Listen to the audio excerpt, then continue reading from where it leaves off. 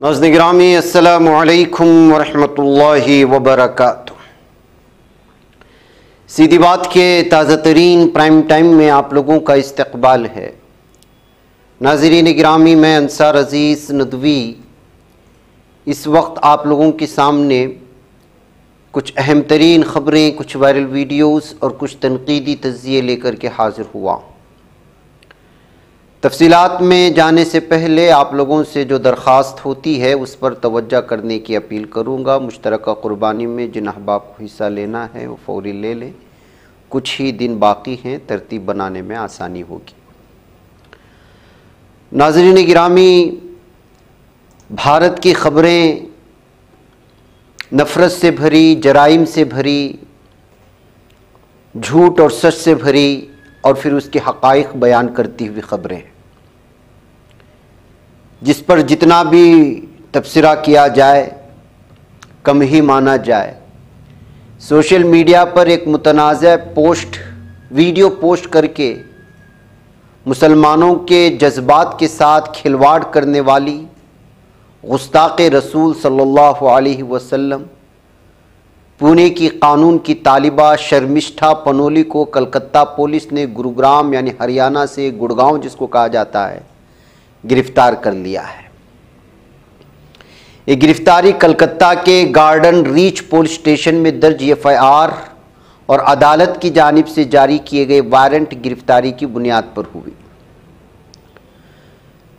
आपको पता होना चाहिए कि इस खातून के खिलाफ लगातार गुस्सा पाया जा रहा था, जिसने ऑपरेशन सिंदूर के चलते भारत के या पाकिस्तान के मुसलमानों को तनकीद करने की कोशिश में आप सल्लल्लाहु अलैहि वसल्लम की शान में तौहीन आमेज़ तबसरा किया था। ये वीडियो एक पाकिस्तानी सारिफ के सवाल के जवाब में अपलोड की गई थी, जो पहलगाम दहशतगर्दाना हमले के बाद हिंदुस्तान की फ़ौजी कार्रवाइयों से मुताल्लिक़ था। वीडियो वायरल होने के बाद सोशल मीडिया पर सख्त रद्द-ए-अमल आया। सारिफिन की बड़ी तादाद खुसूसन मुसलमान कम्युनिटी ने पनोली के ख़िलाफ़ सख्त कार्रवाई का मुतालबा किया। अरेस्ट शर्मिष्ठा है का हैशटैग ट्विटर पर यानी एक्स पर चलाया गया, ट्रेंड करने लगा।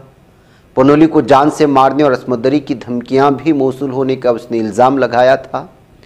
बहरकैफ अब इसको गिरफ़्तार कर लिया गया है, अदालत में पेशी की उसकी वो वीडियोस इस वक्त वायरल हो रही हैं। एक तरफ नफ़रत को ज़रिया बनाकर के मशहूर होने के चक्कर में दीगर मज़ाहिब के लाखों करोड़ों खरबों लोगों को के जज्बात के साथ खिलवाड़ होता है और ये लोग आज़ाद घूमने की कोशिशें करते हैं, लेकिन पुलिस ने इसको अब गिरफ़्तार किया है। दूसरी ख़बर नाज़रीन गिरामी, आप लोग बेहतर अंदाज में जानते हैं कि बीजेपी के नेता किसके लिए बदनाम हैं। आए दिन कोई ना कोई बहुत ही गंदी ख़वातीन के साथ जुड़ी हुई वीडियोस इनकी वायरल होती रहती हैं और जब हो जाती हैं तो फिर उसके बाद उनकी पहचान जो सामने आती है तो उससे अंदाज़ा लगाया जा सकता है कि किस कदर बीजेपी के लीडरान इस वक्त इस तरह की गंदगी में मुलव्वस होते हुए पाए जा रहे हैं। या तो वो ख़ुद लीडर होते हैं या फिर वो उन लीडरों के औलाद में से पाए जाते हैं। ऐसी एक वीडियो इस वक्त बताया जा रहा है कि 130 से ज़ायद वीडियोस इस तरह की गंदगी के फैल रहे हैं और उसका जिस शख्स का नाम है शुभम गुप्ता, जो सीमा गुप्ता का बेटा बताया जा रहा है। और सीमा गुप्ता वो है जो उत्तर प्रदेश के मैनपुरी में बीजेपी महिला मोर्चा की सदर है। वहाँ बताइए, अभी कुछ दिन पहले हमने बीच सड़क में पर एक गंदगी फैलाते हुए लीडर की वीडियो बताई थी, वो भी बीजेपी लीडर था। फिर उसके बाद कर्नाटक में एक बीजेपी सिटिंग एमएलए की वो सारी दरिंदगी की ख़वातीन के ख़िलाफ़ होने वाली उस चीज़ को, हैवानियत को हमने आपके सामने रखा था। उसके बाद एक और ख़बर आई थी जो बीजेपी के लीडर से ही वाबस्ता थी। अब ये ख़बर और ये वीडियो इस वक्त वायरल हो रही है। जाहिर सी बात है कि जब इस तरह की चीज़ें वायरल होती हैं तो इस पर किस कदर बहस होना चाहिए, लेकिन चूंकि इनकी असर व रसूख होते हैं, बीजेपी से वाबस्तगी की वजह से मीडिया इसको दिखाने से रह जाता है, उस पर तबसरे नहीं करता। नाज़रीन गिरामी, इसके अलावा एक और ख़बर जो मुझे आप लोगों के सामने रखना है, बेंगलुरु की है, जो वीडियो इस वक्त वायरल हो रही है। किस कदर जो है तिजारती दुश्मनियाँ होती हैं, उसकी भी ये ताज़ा मिसाल है। एक ख़ातून गुस्से में आती है, उसके साथ कुछ नौजवान भी हैं और ये एक बिजनेसमैन को मारना शुरू करती है, हमला करती है। फिर उसके बाद उसके साथी भी उस पर हमला कर देते हैं।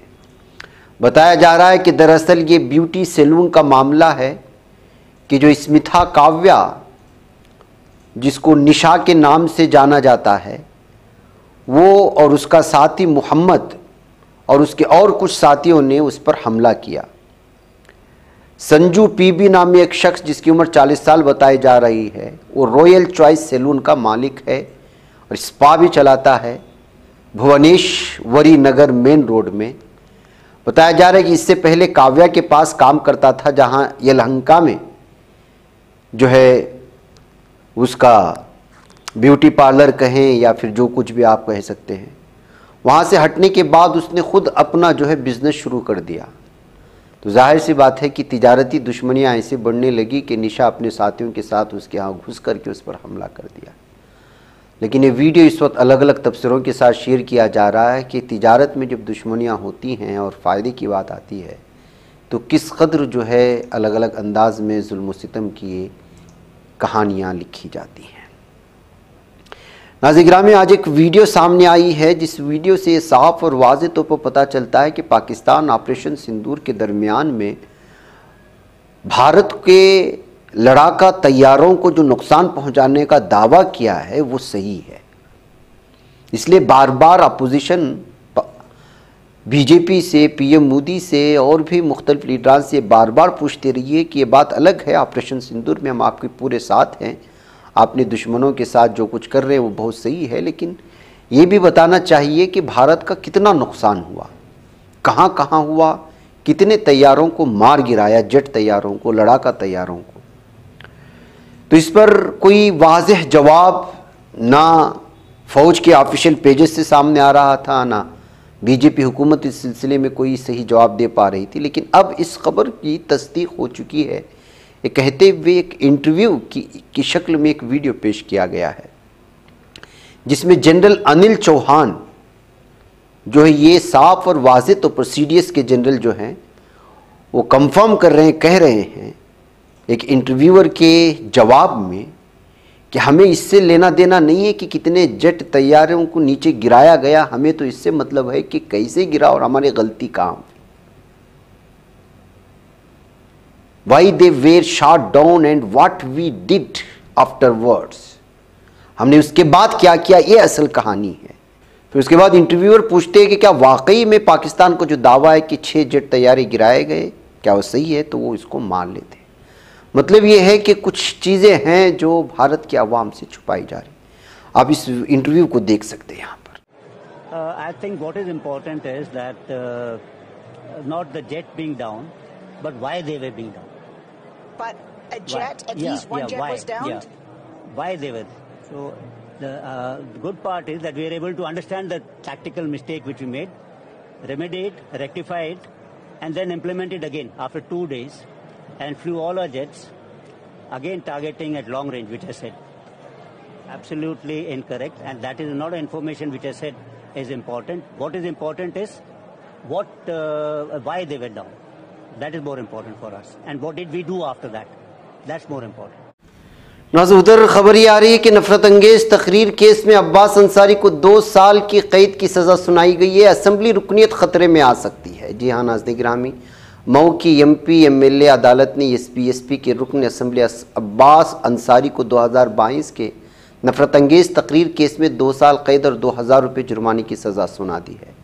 अदालत से इस फैसले के बाद उनकी असम्बली रुकनीत भी ख़तरे में पड़ गई, क्योंकि 2 साल या उससे ज़्यादा की सज़ा की सूरत में रुकन असम्बली की रुकनीत ख़त्म की जा सकती है। फैसला chief judicial magistrate doctor KP Singh की अदालत ने सुनाया, जहां सिक्योरिटी के सख्त इंतजाम किए गए थे। अब्बास अंसारी को सख्त पहरे में अदालत में लाया गया था। इनके साथ उनके भाई मंसूर अंसारी को भी 6 महीने कैद और 1000 रुपये जुर्माने की सज़ा दी गई है।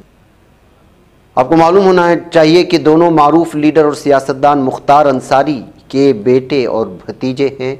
अब जो है खबर अचानक सुर्खियों में आ गई इन पर लगने वाली सज़ा की वजह से। उधर कर्नाटक में हुक्का बार पर पाबंदी लग चुकी है। खुली जगह पर अगर गुटखा थूकने की आपने कोशिश की तो 1000 रुपये आपको जुर्माना देना होगा। जहां कर्नाटक की कांग्रेस हुकूमत ने 21 साल से कम उम्र के लोगों को सिगरेट फरोख्त करने पर पाबंदी लगा दी है। साथ ही रियासत में हुक्का बार को ममनू करार दे दिया गया है। सदर जमहूरिया ने सिगरेट और दीगर तंबाकू मसनूआत एक्ट 2024 को मंजूरी दे दी, जिसके बाद कर्नाटक में ये कानून नाफिज हो चुका है। ये बिल फरवरी 2024 में रियासत के दोनों ऐवानों के जरिए पास किया गया था। इसे कर्नाटक में नाफिज करने के लिए 2003 के मरकजी एक्ट में तरमीम की गई थी। ये बिल सदर जमहूरिया की मंजूरी के लिए भेजा गया था, क्योंकि इसमें एक मरकजी एक्ट में तरमीम की गई थी। सदर जमहूरिया की दस्तखत के बाद अब रियासती हुकूमत ने नोटिफिकेशन जारी कर दिया। रियासत में 21 साल से कम उम्र के अशखास को सिगरेट और तंबाकू मसनूआत फरोख्त नहीं किए जाएंगे। रियासत में अब हुक्का बार भी नहीं चलाया जाएगा। अलावाज़ी अवामी मकामात पर सिगरेट नोशी और गुटखा थूकने पर जुर्माना को भी बढ़ा दिया गया है। तो नाज़रीन गिरामी, इस तरह से आप एक सही सिमत में जो है अपने नौजवानों को और नई नस्ल को ले जाया जा सकता है। बहरकैफ इसके बावजूद अंदरूनी सतह पर ये सारी शरारतें चलेंगी, लेकिन अब बाकायदा कानून बन चुका है। अगर कोई 21 साल से कम उम्र के आदमी को गुटखा इस तरह की चीज़ें बेचता हुआ पाया गया तो वो दुकानदार जो है मुजरिम कहलाया जाएगा। इधर नाज़रीन गिरामी, उत्तर प्रदेश की ज़िला सहारनपुर में एक ज़ेर तामीर मस्जिद को इंतज़ामिया की जानिब से मुनहदिम किए जाने के बाद गम व गुस्सा पाया जा रहा है। हमने उसकी सारी तफसीलात भी 2 दिन पहले आप लोगों के सामने रखी थी। अब गैरकानूनी थी और मुतअद्दिद बार नोटिस दिए जाने के बावजूद तामीराती काम जारी रखा हुआ था, ये इंतज़ामिया ने दावा किया था, जिसके बाद उसे गिराया गया। वाक़े पर रद्दअमल देते हुए कांग्रेस के रुकने पार्लिमान इमरान मसूद ने इस कार्रवाई को गैरकानूनी, एकतरफ़ा और फ़िरक़ावाराना ज़हनियत का मुज़ाहरा करार दिया। उन्होंने सवाल उठाया कि जब ज़मीन मुतालिका अफराद की अपनी है तो मस्जिद की तामीर को गैरकानूनी कैसे करार दिया जा सकता है। नाज़रीन गिरामी, दिल्ली में कोरोना से पहली मौत की खबर आ चुकी है। इन्फेक्शन के केसों में इजाफा होने की बात कही जा रही है। लगातार मुख्तलिफ रियासतों में इस वक्त कोरोना के केसेस में इजाफा होने की खबरें अलग अलग अखबारात की सुर्खियों में आ रही। ऐसी सूरत हाल में इस वक्त जो है पूरी तरह से एहतियात बरतना भी लाजमी है। अक्सर वो लोग जो है असफार में रहते हैं, सफ़र करते हैं। गुज़िश्ता 24 घंटों में 511 नए केसेस दर्ज किए जाने की बात भी आ रही है। ये पूरे भारत की बात है। इस इन्फेक्शन की वजह से 7 लोगों की जान गई, जिनमें एक मौत दारुल हुकूमत दिल्ली में इन्फेक्शन की बात करें तो पिछले 24 घंटों में 56 नए केस दर्ज हुए। दिल्ली में कोरोना के कुल 294 एक्टिव केसेस हैं। 214 अफराद सेहतयाब हो चुके हैं। इस साल दिल्ली में कोरोना से मौत का पहला वाक़या है। मालूमात के मुताबिक दिल्ली में एक 60 साल खातून को कोरोना की वजह से मौत हुई है। एनसीआर में जिस तरह से कोरोना इन्फेक्शन के मामला बढ़ रहे हैं वो खौफनाक बताए जा रहे हैं, लेकिन ज़्यादा वहशत में आने की ज़रूरत नहीं है। नाज़रीन गिरामी, कभी कभी जेल के अफसरान के साथ, पुलिसों के साथ किस कदर बड़ी गलती होती है उसका अंदाज़ा आप इस खबर से लगा सकते हैं जो मैं इस वक्त आपके सामने पेश कर रहा हूँ। एक कैदी की ज़मानत हुई, लेकिन पुलिस ने किसी दूसरी कैदी को रिहा कर दिया। शायद उसके सितारे अच्छे चल रहे थे। सारी उलझनें नाम की वजह से हुई। हुक्काम ने 5 पुलिस एहलकारों को मुअत्तल कर दिया। मामला हरियाणा के फरीदाबाद का है। मालूमात के मुताबिक फरीदाबाद की नेमिका जेल से कैदी की गैरकानूनी रिहाई के मामले में महकमा जेल ने बड़ी कार्रवाई करते हुए 5 मुलाजिमीन को मुअत्तल किया। जिन एहलकारों को सज़ा मिली है उसमें 2 वार्डन हैं, एक असिस्टेंट सुपरिटेंडेंट हैं, एक सब असिस्टेंट सुपरिटेंडेंट है और एक कांस्टेबल शामिल है। नेमिका जेल के सुपरिटेंडेंट हरविंदर ने इस मुअत्तली की कार्रवाई की तस्दीक की है। दरअसल नाज़रीन गिरामी, एक ही नाम के 2 कैदी होने की वजह से गलतफहमी की वजह से ये दूसरे कैदी को रिहा कर दिया गया था, लेकिन जेल इंतज़ामिया पर गफलत बरतने का इल्ज़ाम लग गया। नाज़रीन गिरामी, इस वक्त पाक भारत जंग हुई तो अमेरिका कोई तिजारती मुआहदा इन दोनों के साथ नहीं करेगा। ट्रंप की धमकी एक बार सामने आई है। ट्रंप के दावों को लेकर के हमेशा से कि पाकिस्तान और भारत के दरमियान में जो जंगबंदी हुई उसमें ट्रंप का किरदार कहाँ तक है और कैसा है, क्यों डर करके भारत ने इस जंग को रोका जिसको पीओके पर कब्जा करने का पूरी तरह से जो है कोशिश वो कर रहे थे, अचानक जंग पर क्यों बंद की गई। इन तमाम चीज़ों के सवालात के दरमियान में ट्रंप के बयानात बार बार बदलते नज़र आते। कभी वो कहते हैं कि हमने सिर्फ कोशिश की, और कभी वो कहते हैं कि मेरी वजह से, और कभी कहते हैं कि हमने भारत को धमकी दी थी कि अगर वो जंग को जारी रखेंगे तो हम उनके साथ तिजारती मुआहदे तोड़ देंगे। या टैरिफ के सिलसिले में भी बात हुई थी। एक बार फिर उन्होंने जो है पूरी तरह से इस बात का दावा किया है कि जंग बंदी के लिए उन्होंने जो है भारत को धमकाया था तिजारती मुआहदे तोड़ने की वजह, जिसकी वजह से भारत जंग से रुका। अब एक बार फिर जो अपोजिशन सवालात कर रहे थे कि आखिर क्या किरदार था इसमें ट्रंप का, वो क्यों जंग को रोका और क्यों ट्रंप से डर गए, ये बार बार के ट्रंप के इन बयानात की वजह से मोदी हुकूमत को लगातार अपोजिशन निशाने पर लेती है। ट्रंप ने फिर दावा किया है कि हिंदो पाक मुमकिन एटमी जंग हमने रुकवाई, तिजारत को हथियार बनाया। दरअसल वो जुमा को व्हाइट हाउस में प्रेस कॉन्फ्रेंस के दौरान इस बात का दावा किया, हमने हिंदुस्तान और पाकिस्तान को एक ऐसी जंग से रोका जो जौहरी तबाही में बदल सकती थी। मैं हिंदुस्तान और पाकिस्तान के रहनुमाओं और अपनी टीम का शुक्रिया अदा करता हूँ। ट्रंप ने यह भी कहा कि उन्होंने दोनों ममालिक को जंगबंदी पर आमादा करने के लिए तिजारत को हथियार के तौर पर इस्तेमाल किया। भारत की तमाम अपोजिशन जमातें बिलखुसूस कांग्रेस ने बारहा पीएम मोदी से सवाल किया है कि जब भारत पाकिस्तान पर मुसलसल कामयाब हमले कर रहा था तो फिर ये जंग किसके कहने पर रोकी गई। ताहम हुकूमत ये दावा कर रही कि पाकिस्तान से कॉल आई और दोनों ममालिक ने एक दूसरे से बात करके उसे रोका। इस सवाल का जवाब आज तक नहीं आया कि किसने उसे रोकने को कहा। तो नाज़रीन गिरामी, जैसे मैंने कहा कि कुछ है जो भारत के अवाम से मोदी की हुकूमत छुपाने की कोशिश कर रही है। बहरकैफ नाज़रीन गिरामी, मुझे यहाँ पर इजाज़त है, इंशाल्लाह फिर आप लोगों से मुलाकात होगी। अस्सलाम वालेकुम रहमतुल्लाहि व बरकातुहू। ये बच पाता है कोई सहाफ़ी की निगाहों से, मिलाता है ये लोगों को मोहब्बत की पनाहों से। करम और दर्द मंदी का है एक संसार सीधी बात, अज़ीमत जुर्अतो हिम्मत का है इज़हार सीधी बात, अज़ीमत जुर्अतो हिम्मत का है इज़हार सीधी बात। ये चैनल हक निगर बनकर कुचल देता है फितनों को,